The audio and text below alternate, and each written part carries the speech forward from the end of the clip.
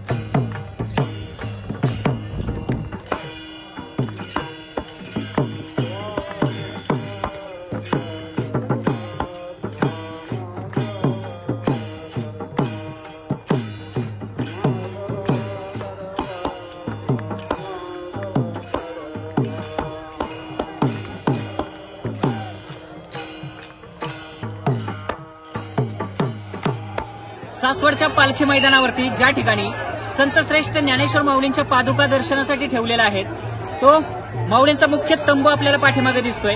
खर तर या ठिकाणी रांग इतकी मोठी लागली ना, जवळपास 2 ते 3 तास रांगेमध्ये उभे राहिल्यानंतरच माऊलींच्या पादुकांचं दर्शन इथे जे काही वारकरी आलेले आहेत किंवा आजूबाजूच्या परिसरातले जे काही नागरिक आहेत ते 2-3 तास रांगेमध्ये थांबल्यानंतरच त्यांना माऊलींच्या पादुकांचं दर्शन होत आहे. तर हा तंबू तुम्ही पाठीमागे पाहताय.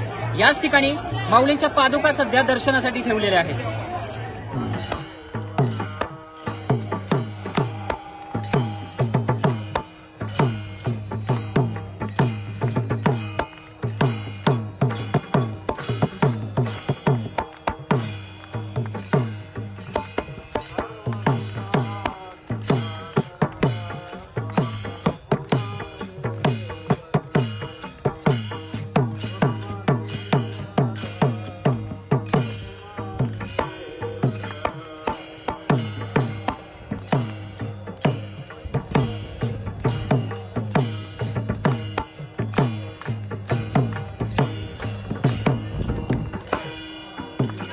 चालू द्या.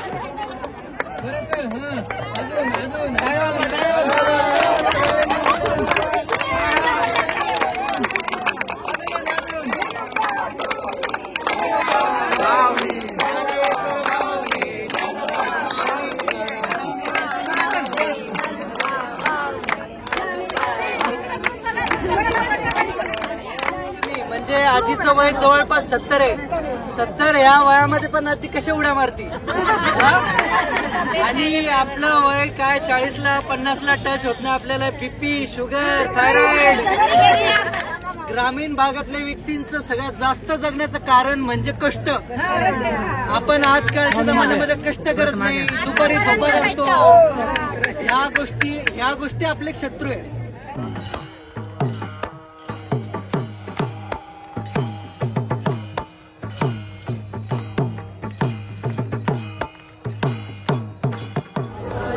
सध्या आपण सासवडच्या पालखी मैदानावरती आहोत आणि या ठिकाणी आपल्याला हजारो वारकरी पाहायला मिळत आहेत आणि इथं मला माझ्या समोर आता तुम्हाला जी माऊली पाहायला मिळतात ना त्यांचा पेहराव पाहिल्यानंतर त्यांच्याशी संवाद साधण्याचा मोह मला आवरला नाही म्हणून आपण त्यांच्याशी काही प्रश्नावरती संवाद साधूयात. माऊली रामकृष्ण हरी. कुठून आलात आपण? आम्ही कोल्हापुरावरून पट्टणकडून विठ्ठल बिरदेव देवस्थान आहे ते. महाराष्ट्रातलं एक नामवंत मंदिर म्हणजे विठ्ठल बिरदेवांचं मंदिर पट्टण कडोलीचं तिकडून आलेले हे माऊली आणि ते विठ्ठल बिरदेवाचे पुजारी आहेत. आम्ही आता माऊलीच्या वारीला यायला माऊलीच्या वारीला दिंडीतून आता आज सासवडमध्ये आलेलो आहे इथं आणि इथून आता पंढरपुरापर्यंत पायवारी जाणार आहेत. म्हणजे आळंदीपासून पंढरपूर पर्यंत हा, हा. प्रत्येक वर्षी तुम्ही पायवारी करता पायवारी करतो. आणि तुमचं वय किती आहे सध्या? वय आता सध्या 7 वर्ष आहे. आणि किती वर्षापासून तुम्ही वारी करताय? मी आता 7 वर्ष झालं चालू आहे. जवळपास 7 वर्षापासून माऊलींची वारी करताय. चालू आहे. मला एक प्रश्न तुम्हाला विचारायचा आहे की आळंदीपासून पंढरपूर पर्यंत हा. एवढ्या किलोमीटरचा प्रवास चालत माऊलींच्या सोबत आणि विठू माऊलींच्या दर्शनासाठी त्या एका आस्थेनं आपण करत असतो. वारी करून नेमकं काय मिळतं तुम्हाला? वारी करून म्हणजे मोठा आनंद मिळतो. असा या माऊलीच्या सोहळ्यासारखा कुठंच सोहळा पाहायला मिळत नाही आणि या माऊलीच्या सोहळ्यात म्हणजे इतका आनंद म्हणजे आपल्या गगनात देखील मावणार नाही इतका सोहळा मोठा आनंद आहे माऊलीचा. आणि त्या आनंदाच्या भरात आपण आळंदी ते पंढरपूर पायवारी चालत असतो आपण. खर तर वारीमध्ये येणाऱ्या लाखो भाविकांची आणि लाखो वारकऱ्यांची हीच एक भावना असते मनामध्ये की वारीमध्ये आल्यानंतर आम्हाला पैसा किंवा इतर कुठलीही गोष्ट मिळत नाही परंतु माऊलींना भेटण्याचं एक आत्मिक समाधान एक आनंद मात्र नक्कीच भेटत असतो आणि हीच वारीमध्ये येणाऱ्या लाखो वारकऱ्यांची एक भावना असते.